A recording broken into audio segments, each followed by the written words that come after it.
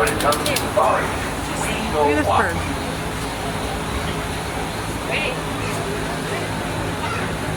Looks like a guy in a mohawk. Sorry.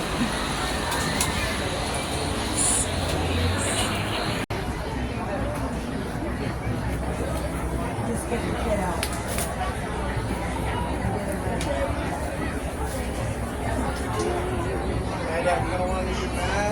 Alright guys, we're going on a safari. Jumbo! Go! Jumbo everyone, my name is Tyler, I will be your safari guide today. As a safety reminder, please keep all hands, arms, feet, and legs inside the truck at all times. Please remain seated during the entire duration of our safari. I am a real person, this is a real truck, I'm a real person driving this real truck, so it is important that we all stay safe together for yours and for the animal safety. See an animal up there.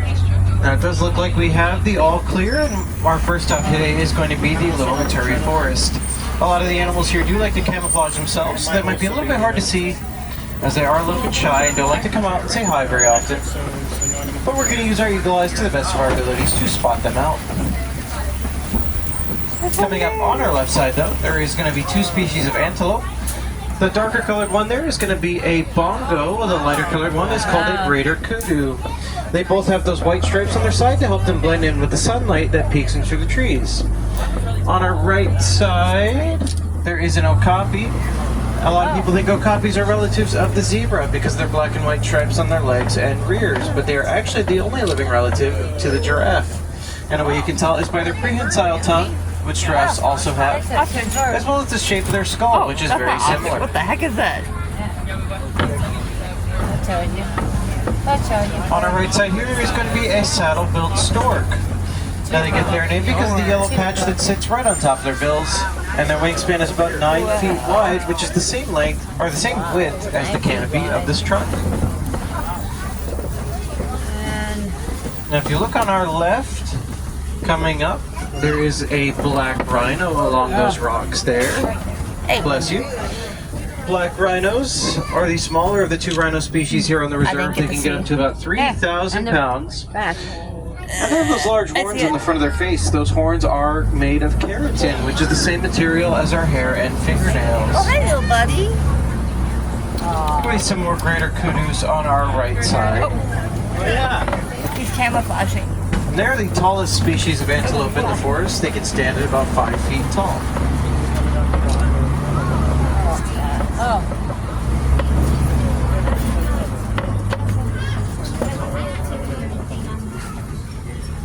Now our next stop is going to be the Safi River, where there are more aquatic animals that reside here on the reserve.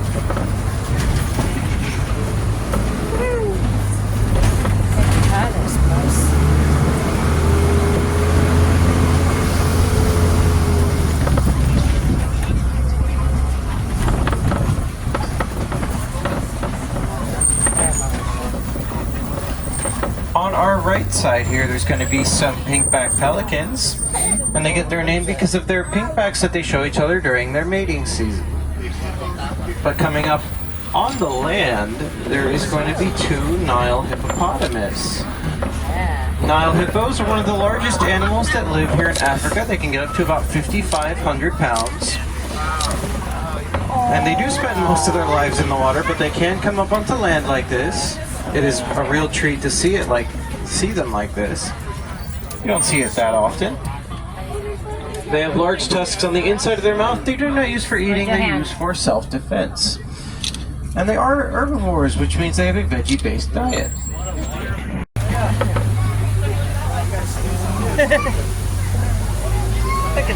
If you look on our left side as well, there are going to be some Nile crocodiles. And I do need everyone to remain seated at all times. Please and thank you. That includes our lap sitters. Bless you.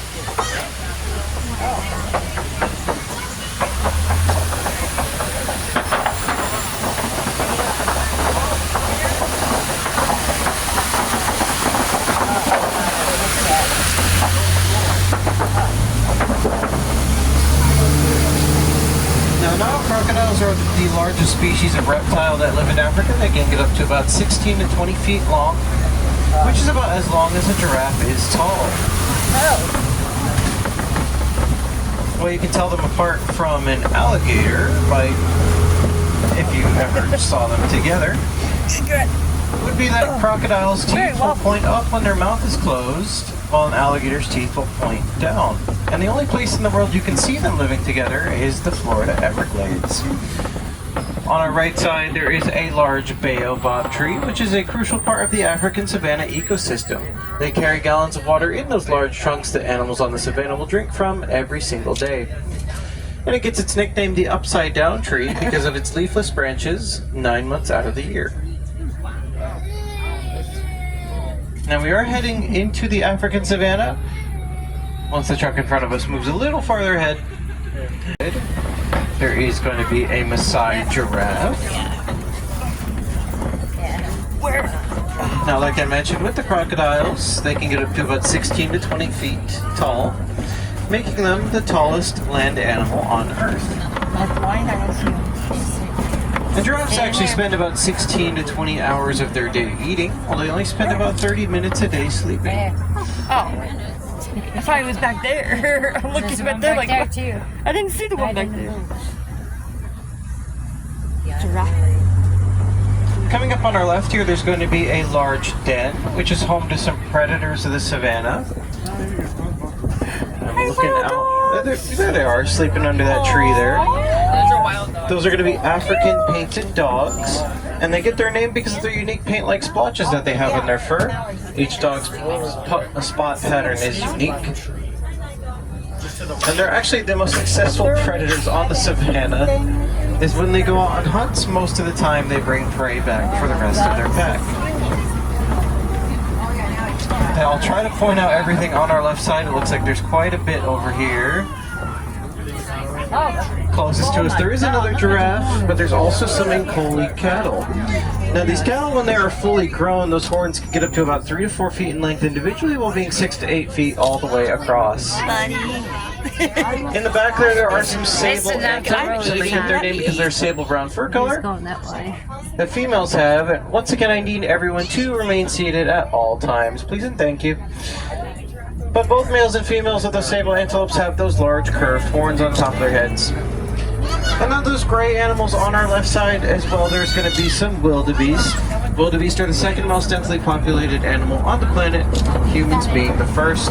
They can travel in groups of 1.5 million at a time and travel between 500 to 1,000 miles across the savanna looking for fresh vegetation every single year. Now, like I mentioned with the okapis, giraffes do have a prehensile tongue which acts like a finger for them. They extend that tongue and wrap it around their food, such as the branches of trees that might be hanging down just out of reach of their neck.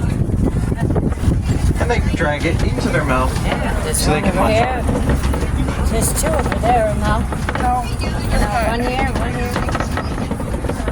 When giraffes are born, they can actually get up to about 6 feet tall, making them the tallest baby in the animal kingdom.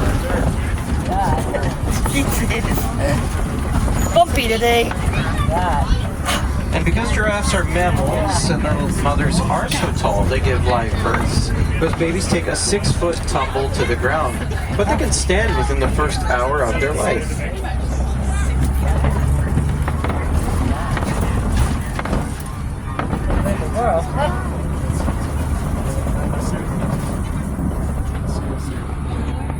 You can probably guess what type of animals we might be able to see over here.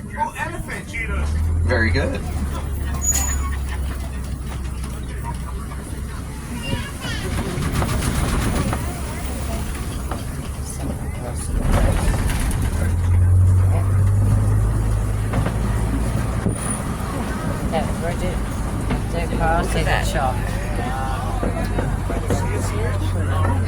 Elephant.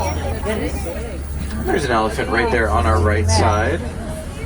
Now, elephants typically, when they are out here by themselves, they are usually males, as when males reach their teenage years, they separate themselves from their main group and become more solitary and independent, sometimes forming bachelor groups, while females will spend most of their lives with their mothers. There's a really good view for you guys right there. When male African elephants are fully grown, they can actually get up to about 13,000 pounds, making them the largest land animal on Earth. Females can get up to about 8,000, which is still really big in comparison to the males as well as other animal species.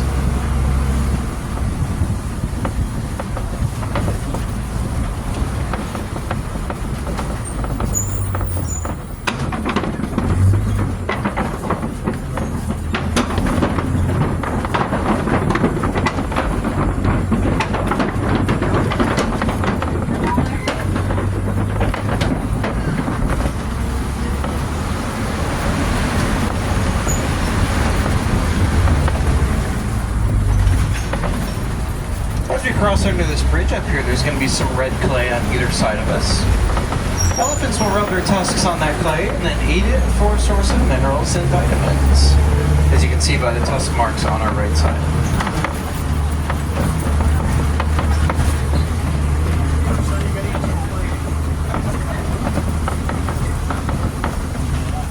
Be some more elephants there on our left.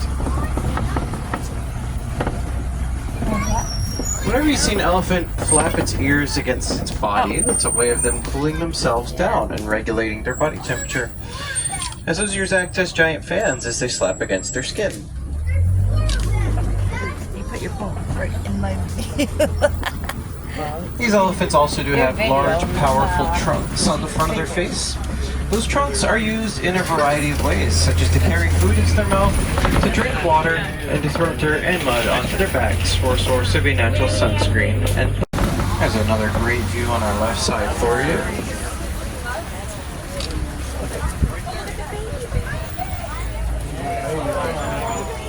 And there, it looks like there is a very young elephant sitting right there as well.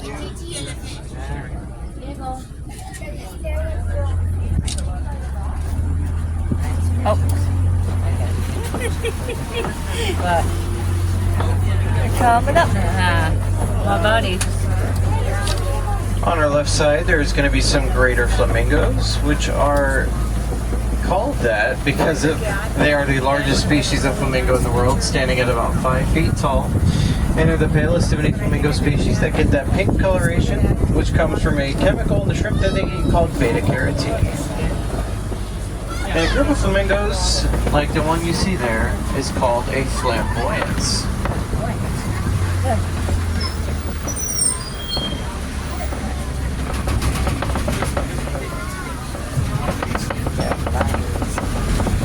Oh, I see a cheetah.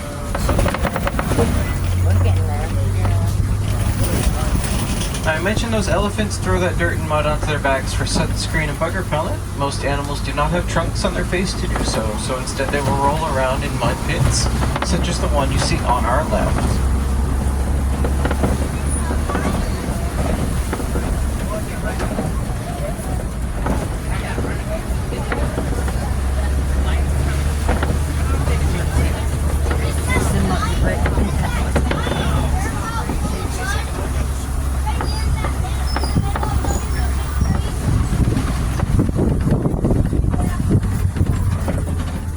If you look on the hills to our left, you might be able to spot a cheetah if you're lucky. Keeping an eye out myself, looking to see if I can see one. If any of you do see one, feel free to point it out. The cheetahs are the fastest land animal on Earth. They can run up to 60 miles an hour, but they can only hold that speed for a few seconds at a time. Looks like some of you have found one. Where? On the dock? I don't see. Cheetahs also have that yellow fur with black spots to help them blend in with the sunlight that beats off the trees, as well as the tall savanna grass.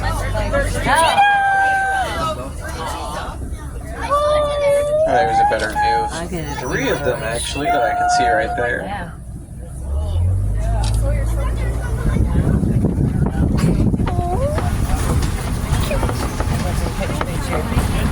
My favorite fact about cheetahs is that they can purr and meow, just like your cat at home. Unlike large cat species like lions Like and my tigers, cat. who cannot. Yeah. We're not going to see any tigers out here. Those are in Asia, not Africa. On our left side, there's going to be some kopi rods, which are used by predators in the savannah to gain a vantage point to look for He's on any the rocks. potential prey. Here. And on our right, up on that hill there is a sleeping white rhino. White rhinos are the larger of the two rhino species. They can get up to, on the reserve, they can get up to about 5,000 pounds. And they're a lot more social than the black rhino, so if you see one, chances are there are more nearby. And a group of rhinos is called a crash.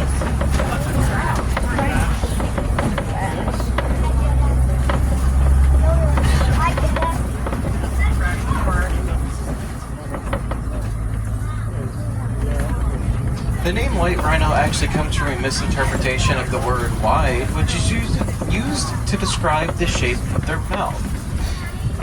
They do have very wide mouths that allow them to graze much easier than other rhino species. For example, the black rhino has a prehensile lip, which makes their lip shape kind of triangular. Oh, And there's it one grips onto there. their food. There's a better view of those white rhinos there, all the way in the back. And then there's some ostriches here on our right side as well. Ostriches are the largest bird species in the world. They can stand at about 7 to 9 feet tall. And they can run up to 40 miles an hour, making them the fastest bird in the world as well. Each, which is the equivalent of 24 chicken eggs. And those eggshells are so strong that they can withstand the weight of a full-grown adult standing on one without cracking.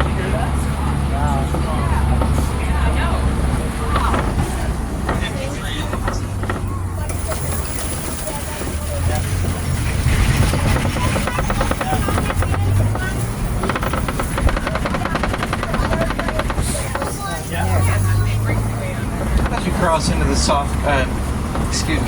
the warden's post here, there are going to be some more animal friends on our left side. Those are Nigerian dwarf goats. Now they get their name because of how small they are, even though they are full grown. And they have small hooves that allow them to climb with great balance. They have 4 chambers in their stomach, allowing them to eat and digest almost anything that they can get their mouths on. And their milk can be used to make cheese and other dairy products, just like a cow.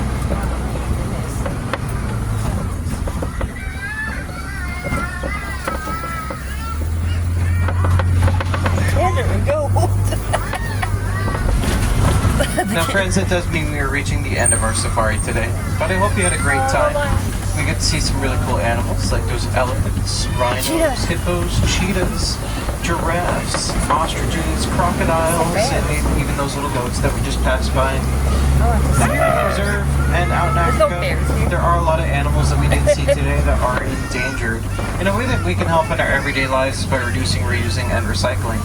We take a lot of materials from those natural environments these animals live in every single day, which causes habitat loss and a loss of a food source for the animals that live there, not just in Africa, but all across the world. So the more we reduce the need for those materials, the more we reuse the ones we already have instead of taking them, we can help those environments grow and thrive, as well as the populations of animals that live there. So if you don't think throwing that plastic water bottle in the recycle bin will make a difference, it absolutely does. Now, if there are any wilderness explorers on our truck today, our code word is Simba1, which is the name of this truck, which you can use to get a special badge right at the exit of the safari. We stopped at Creature Comforts here in Animal Kingdom. I got the double chocolatey chip cream freeze drink here. It's like this tastes like a chocolate chip milkshake with chocolate and whipped cream. Oh, it's so good. So good. Mom got the, what was it again? Caramel Frappuccino. And then we got cheese Danishes to try. Yeah, no, warm. Yours is the cold one. This is the one that I wanted to get at the airport before, but they didn't have Frappuccinos. They only had, what was it? Frappes.